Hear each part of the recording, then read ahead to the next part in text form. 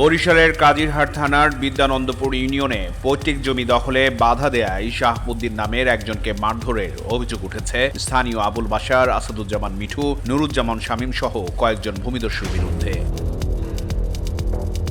এমনকি গত রবিবার রাতে অসহায় ওই পরিবারটির বসতঘরে আগুন জ্বালিয়ে দেয় ভূমিদস্যুরা। এই ঘটনায় কাজিরহাট থানায় মামলা করতে গেলে অদৃশ্য এক কারণে থানার ভারপ্রাপ্ত কর্মকর্তা মামলা নেয়নি বলে অভিযোগ করেছেন ভুক্তভোগী শাহাবুদ্দিন। পরে তিনি উপায় না পেয়ে আদালতে একটি মামলা দায়ের করেন।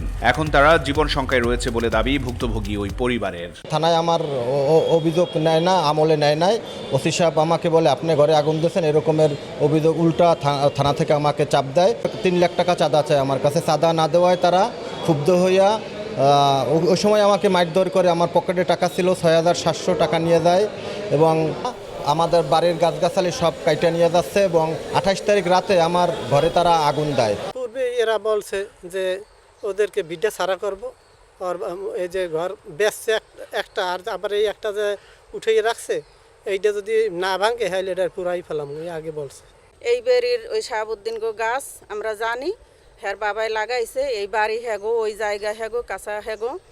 এই গাছ বসার মাস্টার দাবি করে হ্যার নানা বাড়ি ওই পাশেরটা। যারা জোরপূর্বক গাছ কাটতে চায়, গাছ ছিনিয়ে নিতে চায়, তারাই হয়তো এই কাজটার সাথে মদত দিয়েছে বা জড়িত আছে। এরা ছাড়া তো কারো সাহস এরকম হয় না। এ বিষয়ে কাজিরহাট থানার ভারপ্রাপ্ত কর্মকর্তা মোহাম্মদ শাহাবুদ্দিনের সাথে একাধিকবার যোগাযোগের চেষ্টা করা হলে তিনি গণমাধ্যম কর্মীদের এড়িয়ে যান। তবে বিষয়টি গুরুত্বের সাথে তদন্ত করে ব্যবস্থা নেওয়ার আশ্বাস দিলেন অতিরিক্ত পুলিশ সুপার মোহাম্মদ রেজাউন আহমেদ।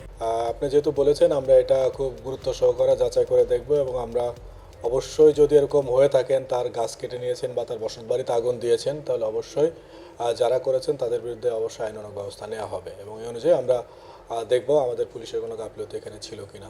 সেক্ষেত্রে অভিযোগ কেন নেয়নি সে বিষয়টা আমরা খতিয়ে দেখব। এই বাংলা নিউজ ডেস্ক।